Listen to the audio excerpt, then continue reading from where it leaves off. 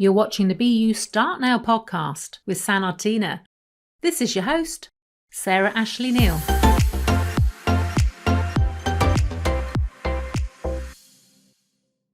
Our guest today is a confidence and performance coach who has 20 years' experience in personal development across the public sector. Helping you to release your confidence, she explains what emotional and spiritual intelligence is and how crushing those fears to restore your self-esteem can help you to break through your own glass ceilings and excel as a leader in your own life. With a master's degree in human resources after studying in Buckinghamshire in the UK, she supports women of faith to improve their performance around leadership development. Known for being calm and confident in her own unique way, let me introduce you to Janice Joseph. Hi, Janice. Can I call you Jen or Janice? By all means, call me Jen. Jen. Welcome to the show, Jen, and thanks for coming on board today. How are you today? I'm well. Thank you for inviting me. Really appreciate the opportunity to have this conversation with you. Absolutely welcome. It's been a long time coming, hasn't it? Both the podcast and us actually doing some, having a conversation together like this. Absolutely. I wanted to let our listeners know that we're going to be talking around confidence, self-esteem, fears, etc. But we're also going to hear a little bit about your journey and your background so that we discuss things in context. And we'll see how it goes. We'll just go with the flow. Is that good with you? Yeah, that's good. That's good. Bit scary, but yeah, sure. I know, it is scary, isn't it? Press that record button and we'll get nervous. So can we just take you back a little bit in time and talk about maybe how you got into HR management, because you were trained in HR management, and that will support, some of the things we talk about today. Oh, okay.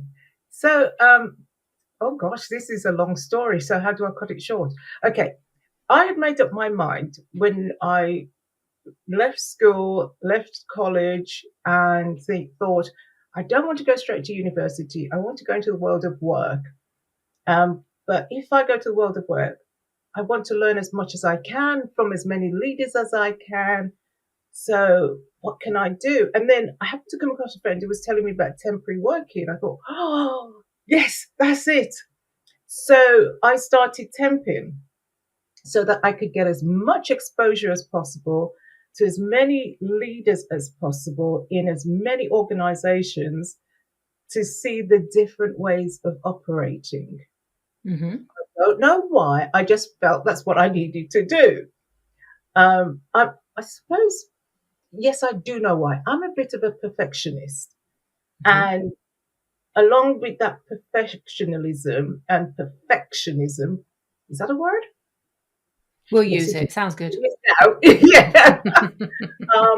Comes a little teeny thing that gets in the way called procrastination. Mm-hmm. So anyway, I'm just decade after decade meandering along, doing my temping contracts, and some contracts are long, some are short. I didn't mind. People would say, how do you do that? Aren't you afraid you won't work? No, because if I wanted a break, I didn't take a contract. Mm-hmm. And then I moved to a local authority to support the chief executive, but there was a role going and in a department that was specifically about HR and training. Now, all the other roles I'd done, I was an executive assistant, but I'd always end up doing the recruitment side of HR because they were medium-sized organizations. This one, you could actually sit in the department, in a specialism within the department. And I thought, oh, yeah, I'll pop down there for a month or two, get a bit of exposure. A month or two turned into several years. And I've gone from going down as a support to being the manager in 2 years. And you get to this point where, or I got to a point where, yes, you've done it again. You stayed too long. And then I stayed another 2 years. I thought, okay, why don't you just settle down? You've been a nomad for too long. Settle down for a while. Oh, couldn't take it. Off again. And I thought, well, what I'll do is I'll quantify my specialism because I already had a teaching qualifications to train. And I thought, why not get the masters? Get the masters in people management and leadership management development, and that way you've got more flex and you can take different contracts. And I ended up in a permanent job. In HR, in HR. HR. So I guess by doing that, you actually were learning. I mean, you're upskilling all the time and learning Yeah. new skills, which you probably until now, well, not just now, sort of think, oh my gosh, if I hadn't done that, I wouldn't have learned all these skills that are This going to is be true. useful. This is true because the one thing that I did have in my toolkit was all of that knowledge and skill in the background. So I was able to do a standalone role very easily. If I hadn't got any of that, I couldn't do standalone. And standalone would be to cover the 4 disciplines in HR. So the recruitment, the rewards, the employee Wow. relations, yeah, and the training and development. I could not have done that as a standalone. So I'm really, really grateful for that journey that I had. That's how Excellent. I ended up in HR. That's how you ended up. And what then? Because now you're again, we'll go through it all, but you're working in coaching. But you've, for the listeners, Jen's got her own business now. But even all the years through HR, you were doing coaching and leadership, but Yeah. within a role, weren't you? Yes. So Yeah. what was there a turning point where you said, I'm ready to do my own business, or I want to do my own business? Was there a reason? Can you share that with us? Oh, there was a very specific Was reason. there? Redundancy. Okay. Redundancy, and you Yeah, didn't step back into HR, you made that decision then. So, yeah. absolutely. Yeah, yeah. I was redundant in the 2008 economic downcline. Well, Hmm. 2010, because we kept saying quarter one next year. And then 2010, it was, no, we've got to start cutting the numbers. Um, and the organization I'd worked for, nearly everybody had some sort of specialism and they could outsource HR. So Which is yeah, happening I more and more often these days. Yeah. so I took the option, and then having taken the option, I said, "Oh, what do I do now?" And I had fortunately time to reflect. What have I enjoyed doing over the past? And one of the things I enjoyed during the whole of my working career is either mentoring or coaching. I really like to see people grow and develop and reflect, become more aware and raise their performance. So I thought, that's what I'll do. That's Well, what I'll that's do. nicely taken me forward, because performance coaching and improvement coaching, which are some of the terminology you use, and there's lots of different types of coaching out there, and Yeah, some, people tend to specialize, but a lot of them do cross over. yeah. What is performance coaching? It may sound very obvious, but how would you describe performance coaching and that relationship with improvement coaching? They go hand in hand. The best example I can give you was working with or beside another colleague, and we were in the same department but in different roles and different teams. And I used to look over and notice that she was struggling, but I didn't understand why. And then my team leader became sick, and so I took over her role. And one day she came up to me, she said, "You're too good for this job. Why don't you just become the manager?" And I thought, "No, that's not my role. What? Well, why don't you look at becoming a manager?" And she said, "Oh," and this is a term I will never forget. "I am managed by neglect." And I thought, wow, okay.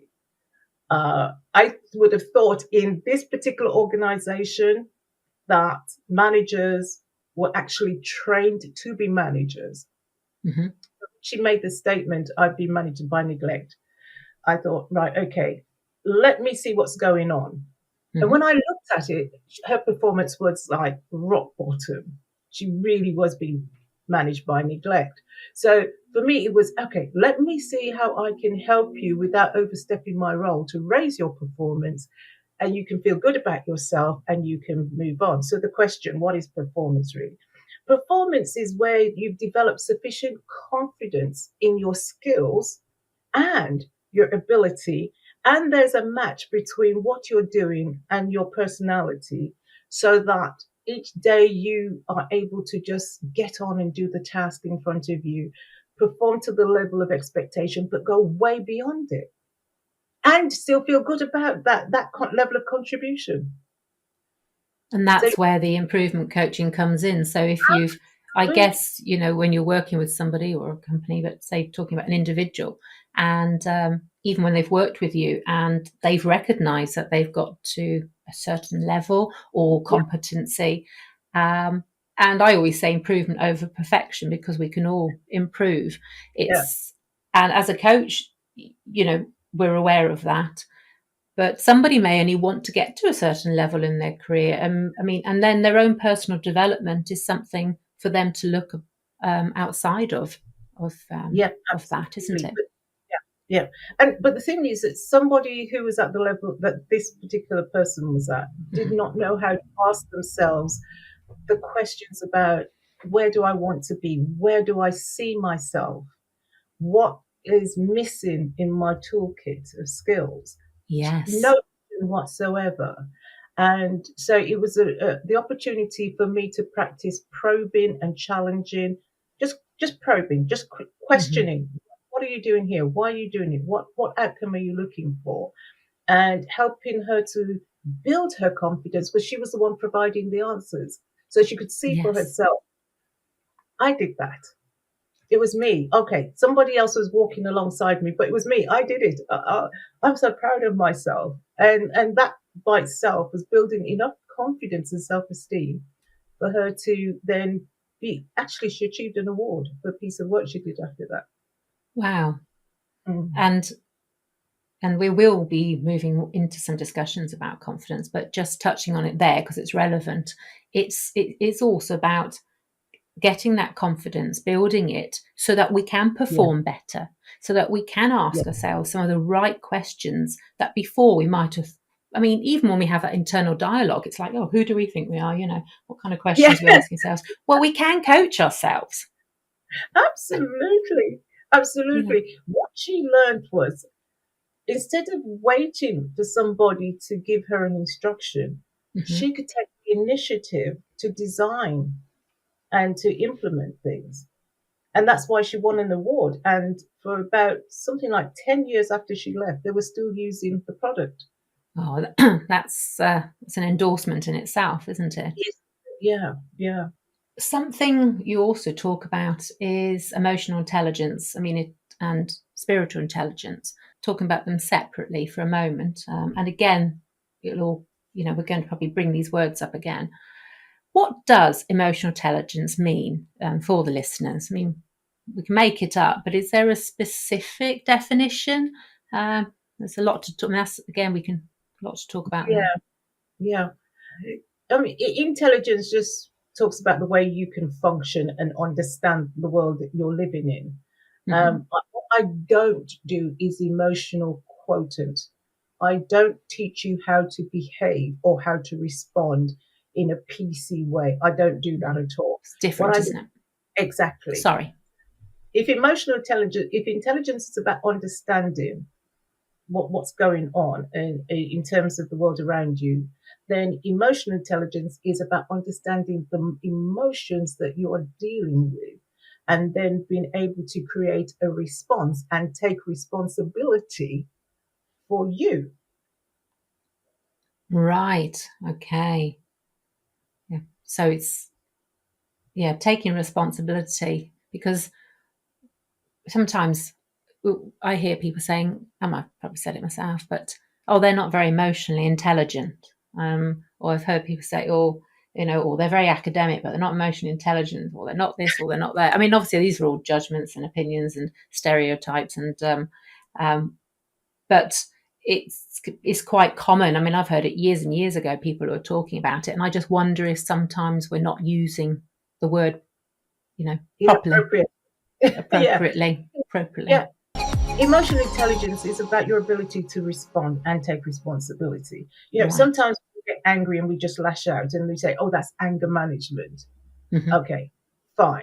That person needs anger management. But where is their intelligence around the emotion of Mm-hmm. anger? Are they able to read what the anger is trying to tell them, the message that the anger is trying to bring out? That's where the intelligence comes in. Can they interpret, I am angry right now because? Yes. Finding their own association, their own triggers, and having just taking a moment to actually on the spot consider how they reacted and why and how they responded, so that they might think again where the self-awareness comes in, that next time that happens I might respond differently, or I'll attempt to respond differently, or do my best. Because even then, once you've identified something about yourself, the next stage is looking for tools and techniques and trainings, whether it's from within or somebody else, to make those improvements. Because you can identify something, but you go, well, got to do something about it, otherwise it's going to happen again and again. Which is why there are qualified people out there who help. I mean, people go to anger management classes, they go to different groups. Absolutely. Because the majority of us, if we get angry, it's you made me angry. If we're sad, you made me sad. I used to notice this way back in my earlier days, my 20s. Mm-hmm. Not long then, Jen. We would go out as a group of girls. We'd go out at night, and we had to stay together in order to have a good time. And I used to think, but I don't need you to have a good time. I know how to have a good time on my own. But it was, no, we've got to stay together to have a good time, because people couldn't handle the interaction with strangers. Everybody would become hyper cautious about meeting other people and interacting with them. And because the underlying emotion was, I am vulnerable when I meet other people. Mm-hmm. And most of the time, well, at that time anyway, I didn't understand it. And now that I'm a lot older, I can see that, there is that vulnerability that this person is saying, what will they think about me? Will they like me? Do I look good enough? I mean, does my butt look big in this? And there was all that internal conversation going on. So we had to, as a group, stay together in order to have a good time and reaffirm one another. But emotional intelligence, you're able to go out there safely, because you know yourself. Nice word. Yes, you know yourself, and you can read your environment, and you can read the responses of other people earlier than you would if you were not operating from that mindset. And do you think do you learn to become more emotionally intelligent, or can you become more emotionally intelligent, or are we born the way we're born? That's a big question. I'll bring that up again. We are born very emotionally intelligent. There is not a single baby out there that is shy and says, ooh, I pooed my pants, but you can't change it because I'm shy. No, that baby is going to scream their head off and say, clean my bum. No shyness going on. You can become aware, which is the emotional quotient bit.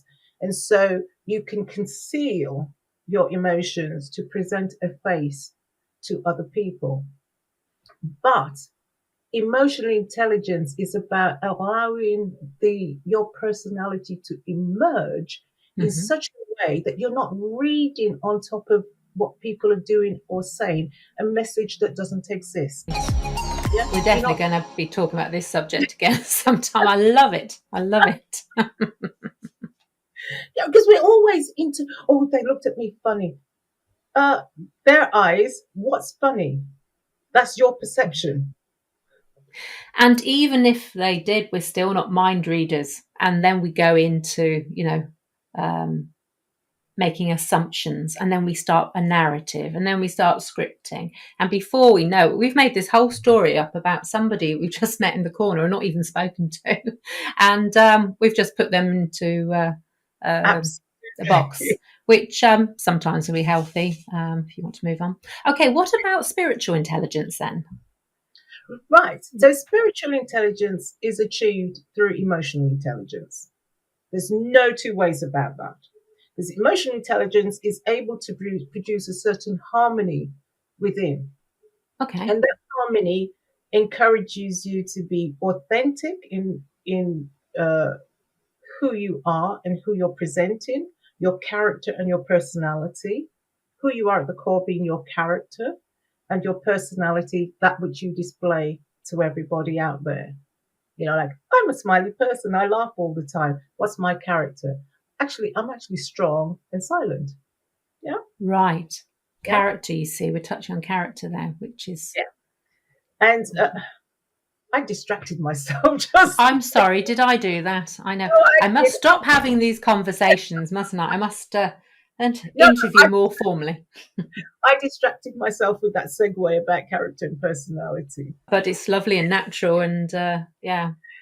Question again? Yeah, so we were talking about spiritual intelligence, and Yes, yeah. Is it yes. also Forgot. about that sense of belonging? Do we have a sense of belonging more when we feel more attuned? Because it's not going to resonate with all the listeners, but it's lovely to hear your. Yeah. You go for So it. spiritual intelligence isn't so much about the sense of belonging. It's more about a sense of unity, unification, Hmm. wholeness. That's what it's about. And when you've got that sense of wholeness, now you don't have to have attachment. So belonging isn't necessary. Yes, I You like that. can anywhere, you can go anywhere, you can interact with anyone and feel at ease instead of diseased. So is it more about alignment? Also, Very alignment? very much about alignment, which takes me back to the authenticity and then the integrity. The integrity is that element that creates the harmony, right? So, integrity between the thoughts Hmm. and the mind, are they in line? Then you have a harmonious being. And when you have that, you also should get congruence. What happens here Hmm. coordinates with what happens here, coordinates with what happens here, and coordinates with what happens here. Hmm. So the mind, the heart, the mouth, and the hearing are congruent. When that Good congruence word. occurs, you are pulled into your future. All the struggle to push and strive, that goes. You begin to thrive. The word like abundance becomes so apparently obvious at this point because everything just appears to come to you. But it's not things coming to you. You're being pulled into Hmm. your future because there's very little resilience left in you. You're not resisting what. Yes, and resistance. There's no Yeah, resistance, is there? absolutely.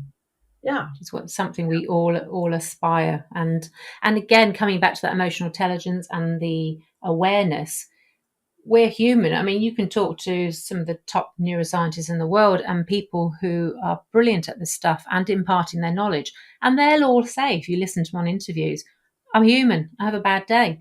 But what they do is they center themselves a little bit quicker.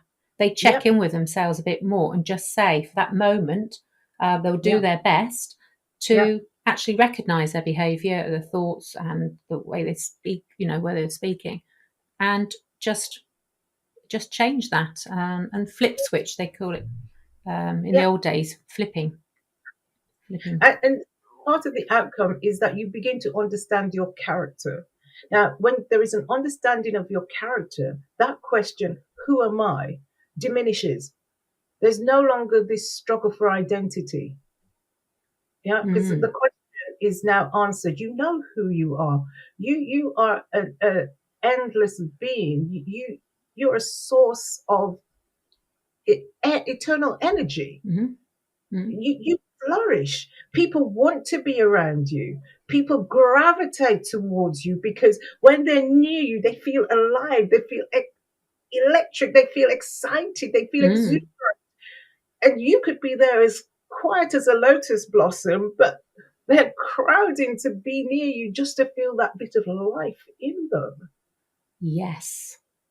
Yes. That is where the spiritual alignment comes in, and it has to happen as a result of the emotional intelligence.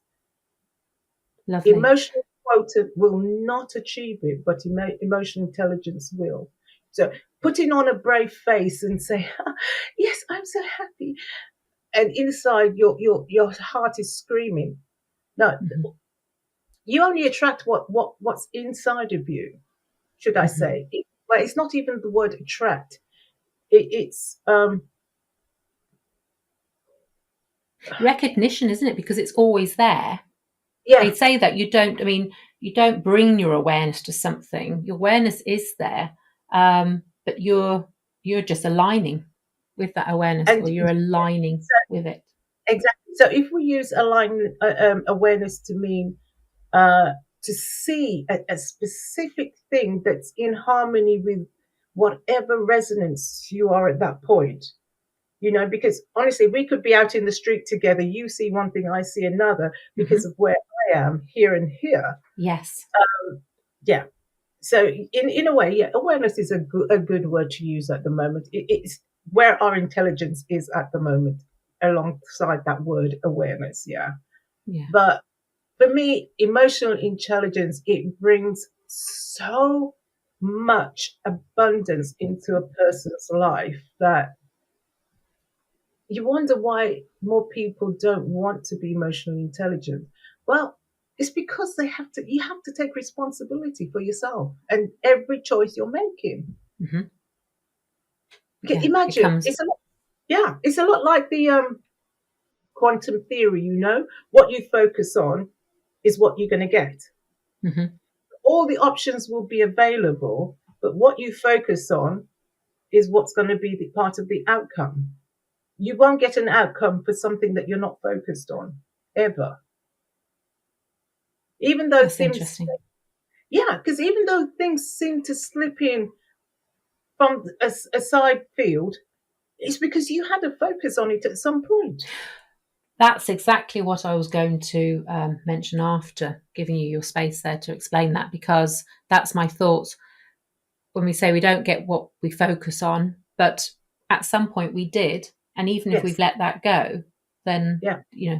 it comes in better. And yeah, and On, definitely. on, unless we have actually released that thing, Mhm. it's going to come back around for us to Yeah. actually pay attention to it. Yeah. Yeah. So we release that attachment to it, don't we? That's Mm. definitely something we can talk about in more depth sometime. Um, Could I just move slightly on to faith? Mhm. I remember we've had a conversation about it, and again, for the listeners, I know you work with with women, but Yeah. the content we're talking about is for everybody today, Yeah. really. But you mentioned something: there's a difference between faith and religion, Yes. um, and I'd be interested to hear again and to tell the listeners what is faith, apart from having faith in something, in relation to religion. What's your take on Uh, that? to have faith in something is a lot like this. I have a chair. It has four legs. I have knowledge about chairs, and my knowledge Hmm. about chairs says that a chair with four legs will withstand any pressure I apply to it.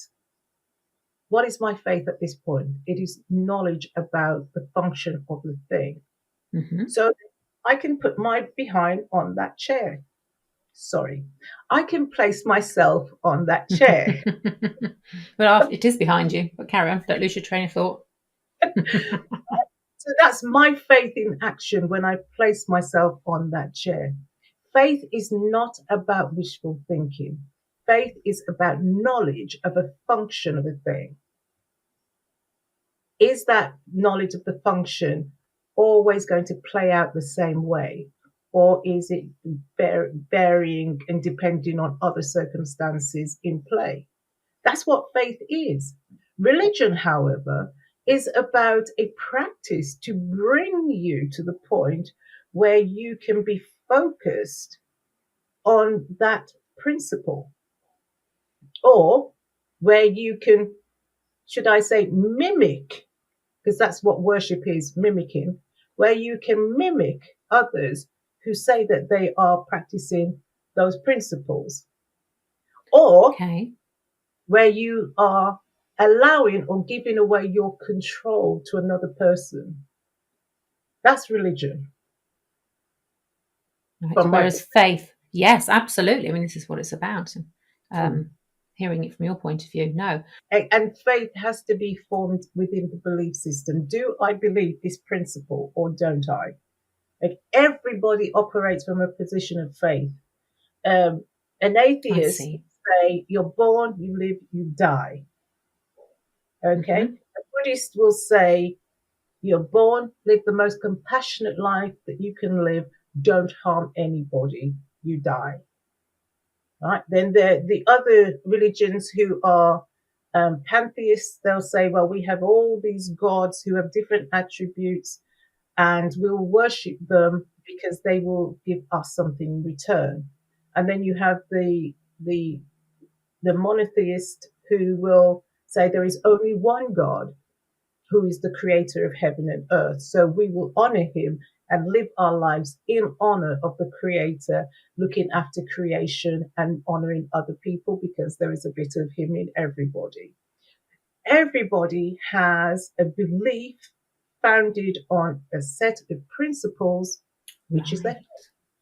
everybody. Nicely put. No, that was a great way of putting it.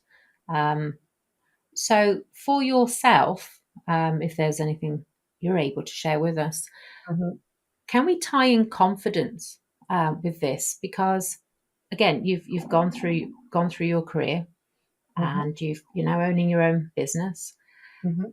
Were there any barriers to making that transition into your business around confidence or having a faith in your ability and self belief?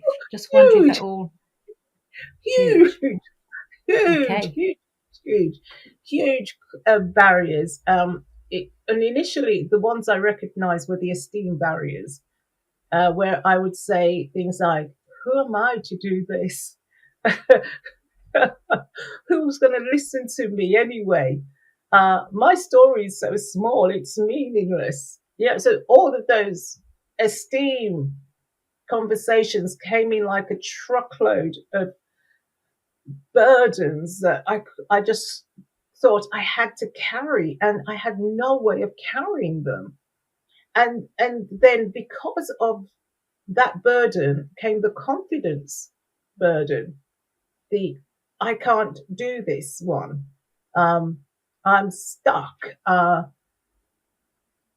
Nah, I'm not good enough yet to make that first move, because confidence is, people really ought to get this one. Confidence is the evidence of an action that worked out. And we could go, Confidence is the evidence of an action. that Right. worked out. Because we could go, yeah, That I worked did. out. And now we have that experience in us to go, I did that once, I can do it again. Confidence. Where we think confidence comes before the action, no, the action comes before the confidence. We can Interesting. we can persuade ourselves into an action. Hmm. We can do that for sure. We can override any pre-existing biases that tells us that we can't do it. And so we go on, we go forward, because part of our character is so strong that it resists the idea of failure. So character is very, very important. What is the base, the core element of who we are? Some of us are that strong. You're one of those people. I've seen you. You were trying to work something out at the beginning. You say, I don't get the hand of this. I don't get it yet, but I'm going to get it at some point. And you kept on. and on and on and on. And you persuaded yourself one more step, one more step, one more step, and here you are today. You So know me so well.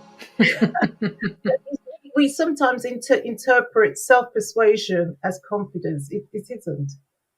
Self persuasion is an internal influence that's going to break down an existing mindset and recreate another one. So we can actually persuade ourselves that something isn't going to work out. We persuade ourselves that, and then that's when fear can come into it, which can Oh, affect our confidence. yeah, Because I often say, is it chicken and egg? Are you lacking confidence, or are you actually fearful of something that's holding you back from being confident? yeah, yeah, absolutely.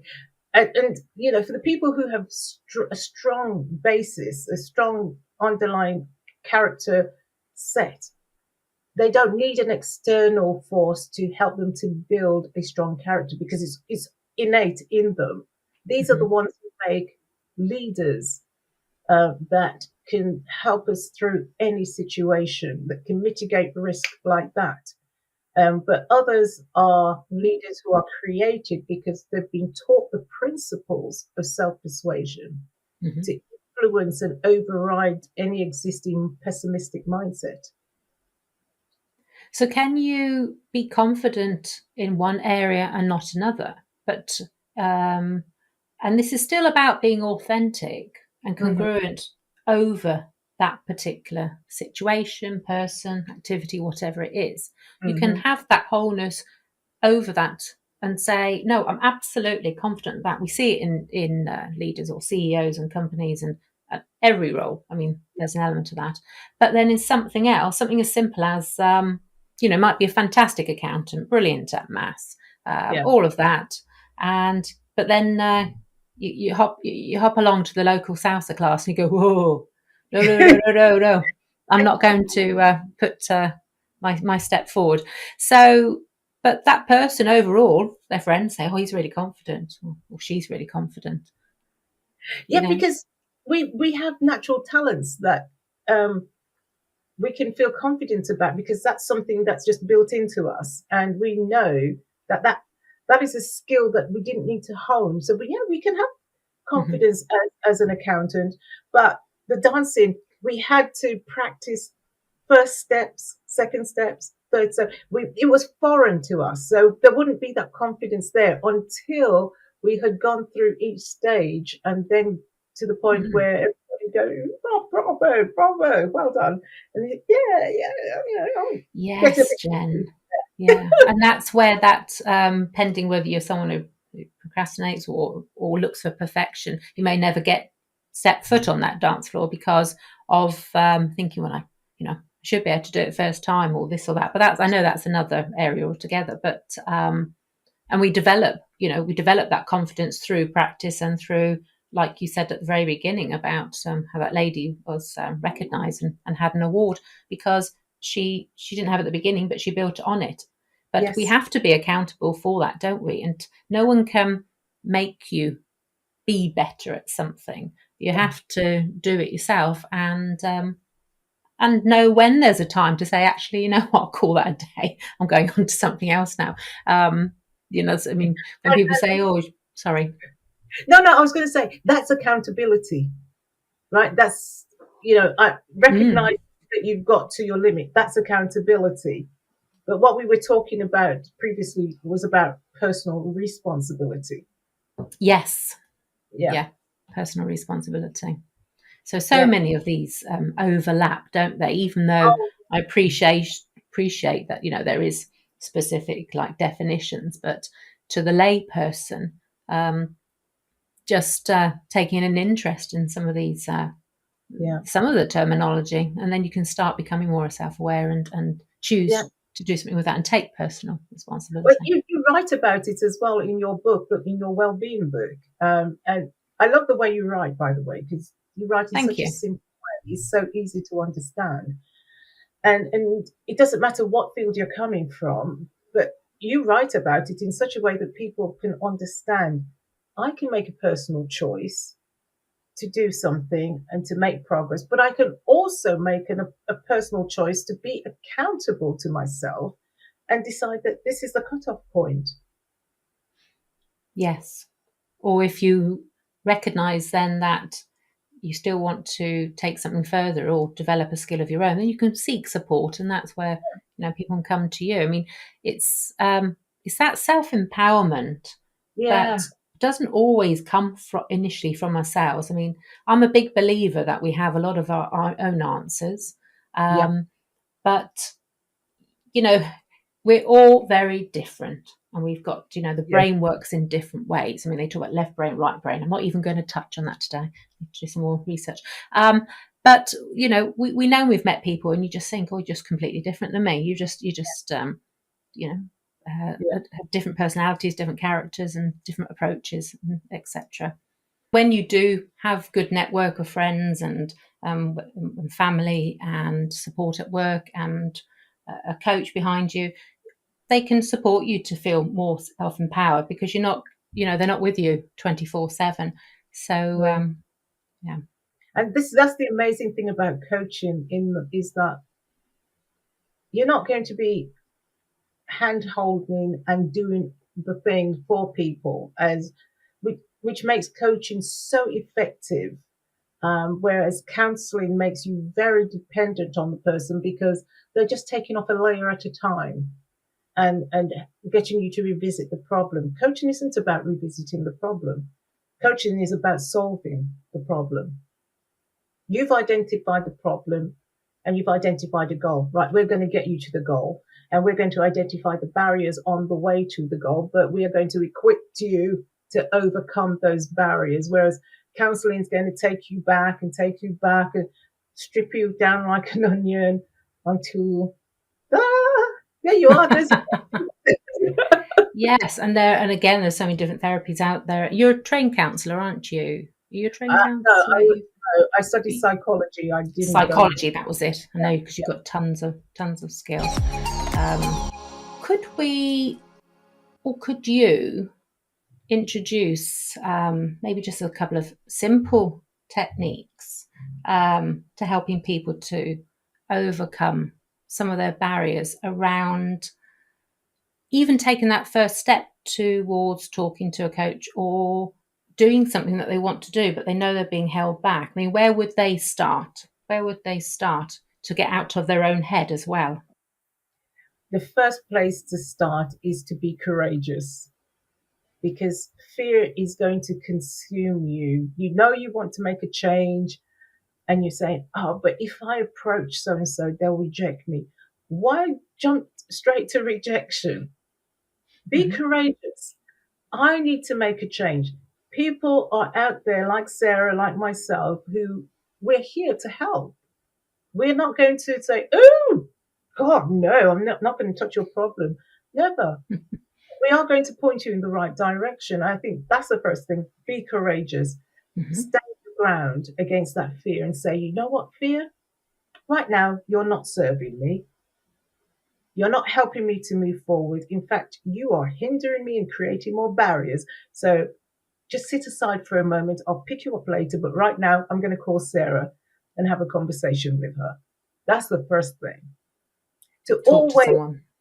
treat your fear as though it's a person, Mm-hmm. but perhaps a tiny person, and just say, look, just sit down, just sit there while I just go and do this thing. Because honestly, your emotions are under your control, not your emotions controlling you. Yes. Always under your control. And here's the other thing, an emotion is a feedback of an aftermath, not the message of something coming. It, No, it's yes, I like the way you put that, because for the listeners, just so you know, I mean, I've written a book called Emotional Sandwiches, but the reason I bring this in now is purely because I think it's so important to understand our relationships towards some of the words, everyday words in our vocabulary. And some of the ones I talk about are confidence and fear, guilt, blame. Lots of these words come up. And with the word, so with the word fear or some of those other words, it is about sometimes just putting them in a chair even and sitting down and having a conversation with them, while no one's looking. And just, I mean, I talk to people, I go take people through a meditation with it and we do some other exercises. But sometimes, just sit that word down, look at it head on. Yeah, Or, you might be back to back, sort of sulking, for a little bit and yeah, thinking, what's going on with that word? What's my challenge with you? And then saying to it, but what do you want to tell me yeah, about it, about, yourself?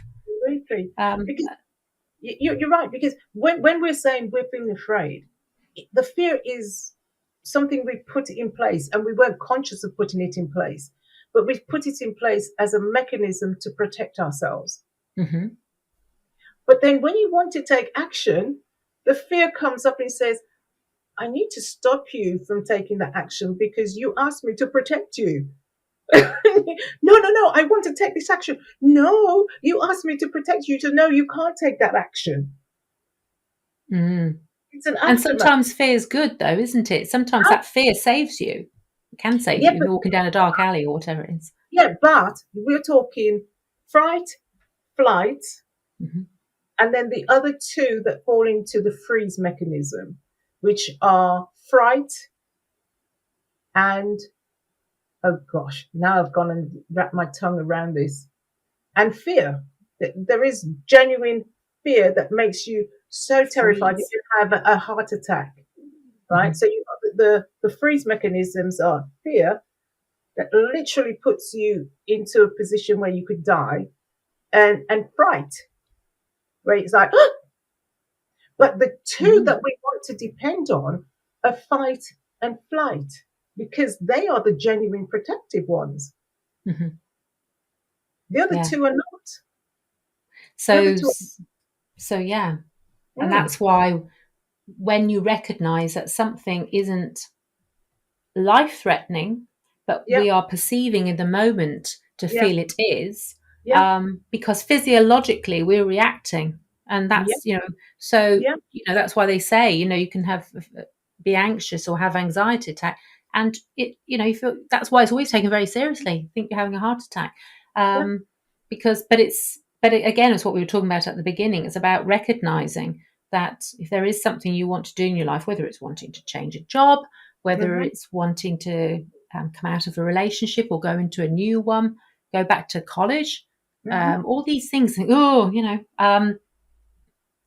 These aren't, in theory, going to kill you, but so they're fears that you want to overcome, aren't they? absolutely, absolutely. Is what's the point of being paralyzed? Yes, Paralysis doesn't protect you at all. In fact, paralysis exposes you, but we haven't learned the language yet to understand the freeze mechanisms of fright and fear are not the same as flight and fight. Try saying that twice. no, no. I know you're up for doing Peter Pepper. Picked a peck of pickle pepper. I've got that completely wrong already, haven't I? I don't think I got that right when I was young. And again, fear. It we've all got different backgrounds. It depends how we were brought up. It was depending on how many times people told us we weren't good enough, or we Yeah. can't do that, or you're not as good as your sister, or all those things. So so when we get to, regardless of age, but when we also get to a certain age in life, we assume that by 50, by 60, we've got it all cracked. We should be better at coping with something or not be so fearful. Yeah, we should know better, but we've never been taught.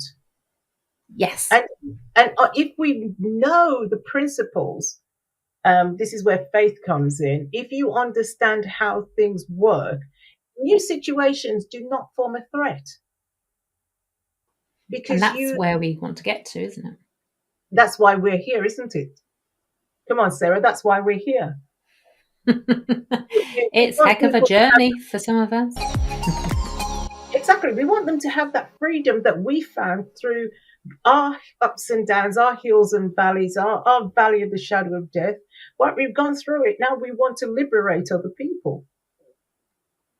And that's why sometimes we're invited to be more of service to other people, because we want to look after ourselves. Absolutely, put that mask on the aeroplane, first to help somebody else, but we do want to look after ourselves so we can be able to look after people.